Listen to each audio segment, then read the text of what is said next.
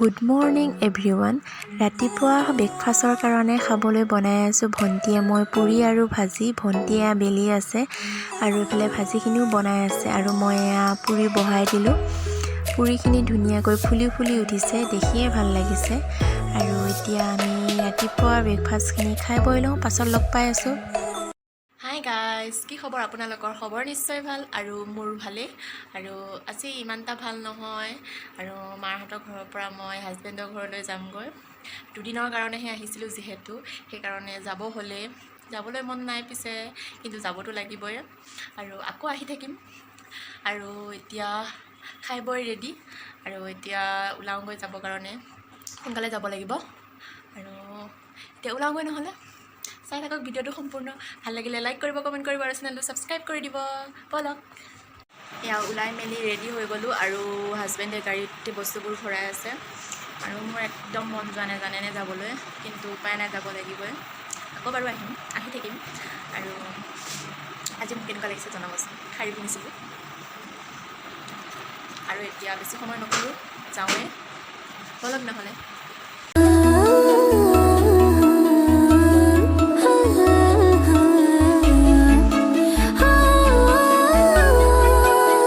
ভিতৰতে বহি আছোঁ, মই নগ'লোঁ। মানুহজনে দোকানত গৈছে, সৰু সুৰা কেইটামান বজাৰ আছে কৰিবলৈ গৈছে আৰু এই দোকানত গৈছে, অলপ গাখীৰ ল'ব গৈছে, মিঠা দৈ অলপ ল'ব গৈছে। পাপা ক'ত গ'ল? শুন কৈ দিয়াচোন, পাপা ক'ত গৈছে? পাপা ক'ত গ'লে? এইটো পাপা আহি আছে, এইটো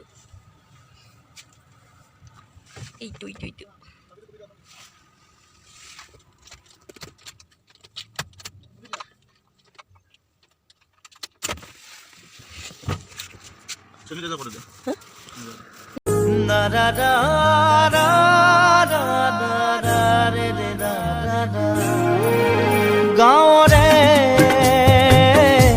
সৰু সৰু পদূলি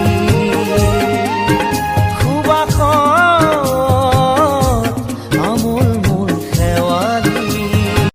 এয়া আহি আছোঁ, ঘৰ পামগৈ আৰু বেছি দূৰ নাই ঘৰ পাবৰ কাৰণে।